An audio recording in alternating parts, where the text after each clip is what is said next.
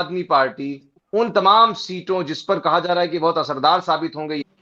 देखिए आशीष जी, कि राजस्थान में जिस प्रकार का माहौल बन रहा है, वो माहौल अभी, सच बात तो ये है कि ये दोनों ही पार्टियां आपस में ही लड़ रही है और आपस में ही गुटबाजियों में फंसी हुई है। मैं अभी सचिन पायलट को भी सुन रहा था, वो कह रहे थे कि मतभेद और मनभेद बुलाइए और नफरत के बाजार में मोहब्बत की दुकान खोलेंगे, ऐसा उनको मैं सुन रहा था।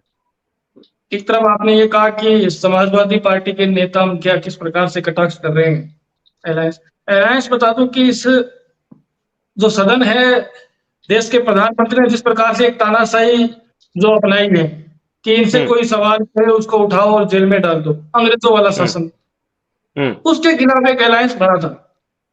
लेकिन अपनी अपनी प्रतिभाओं को दरकिनार करने का ऐसा कोई अलायंस नहीं है, जहां तक मेरी समझ है और मुझे जहां तक सूचना है। अब चुनाव के अंदर सभी अपनी अपनी प्रतिभाएं प्रदर्शित कर रहे हैं, तो उसमें कोई दो राय नहीं है कि वो अपनी बात नहीं रख सके या ऐसा कुछ अलायंस में ऐसा कुछ डील नहीं हुआ कि आप अपनी बात नहीं रखेंगे। ठीक है।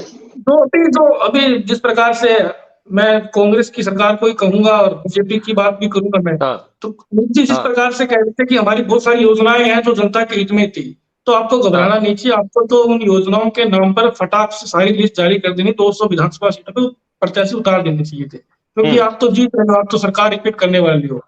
लेकिन इनकी योजनाएं सच में धरातल पर नहीं थी आशीष जी, इनकी योजनाएं सिर्फ और सिर्फ कागजों में सिमट कर रह गई थी। मैं आपके सामने कुछ तथ्य लेकर बैठा हूं। ये है बिजली का बिल, जिसके अंदर यूनिट कम जली है और 2 से 3 हजार तक का फ्यूल चार्ज लगा है। 100 यूनिट देने का वादा कर रही थी ये गहलोत सरकार, नकली केजरीवाल बनने का प्रयास किया, नहीं बन पाएगी। दूसरी बात, उन्होंने कहा कि कामधेनु योजना जो कह रहे थे, ये मेरे पास उसका डेटा पर अभी तक इसका पोर्टल भी चालू नहीं हुआ।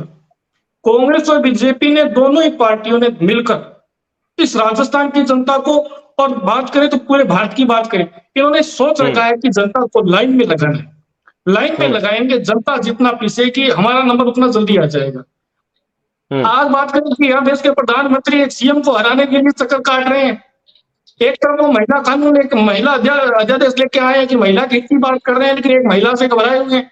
तो दोनों पार्टियों में कुछ विजन नहीं है, दोनों पार्टियां आपस में डर रही है, आपस में दूसरे को नीचा दिखा रही है, लेकिन इन दोनों पार्टियों के पास इस क्षेत्र की योजनाएं नहीं है।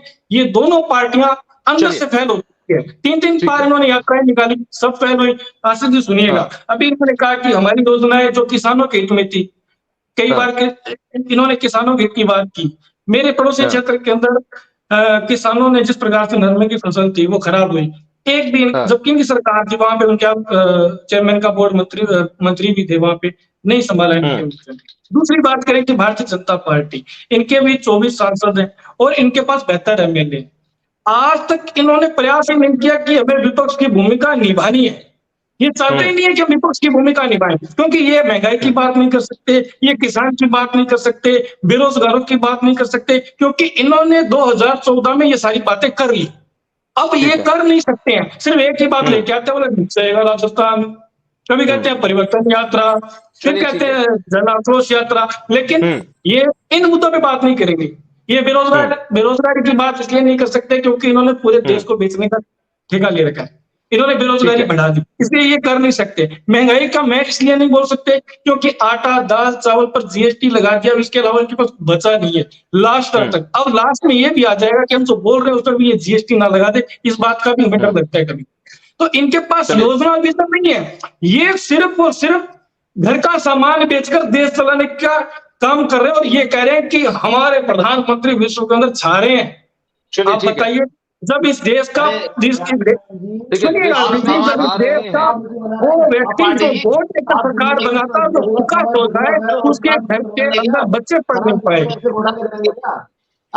विकास जी, आपको पूरा मौका मिला है, आप ये मैं जो बात बोल रहा हूँ विकास जी, मैं जो बात बोल रहा हूँ ये मेरी बातें नहीं है, मैं जनता का जनप्रतिनिधि बनकर आपके बीच में ये बात रख रहा हूँ, क्योंकि आप दोनों पार्टियों ने राजस्थान के अंदर सरकारें बनाई है।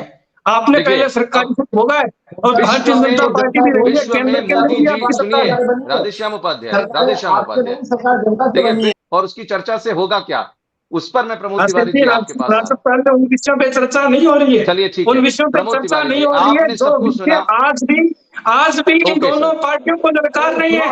आशीष जी, उन विषयों ओके, पे चर्चा अरे नहीं हो रही है। नहीं मैं जो विषय आज दोनों आप पार्टियों को मेरी बात ललकार रही सुनिए, है, आप यहाँ मेरी पर बात सुनिए बेरोजगार युवा, यहाँ पर किसान बैठा सर, है, सुन मजदूर लीजिए। बैठा है, वो ललकार रहे हैं इनको। बिगड़ी कानून व्यवस्था, महासंघ की इज्जत लुट जाती है, ये अब सारी सुन लीजिए, इन दोनों पार्टियों को ललकार रही है। सुन डर लीजिए, रहे हैं इन दोनों अब पार्टियों के ठीक है, नेता, सुन लिया मैंने, जाहिर पार्टी जनता के बीच में। ठीक है, ठीक है, ठीक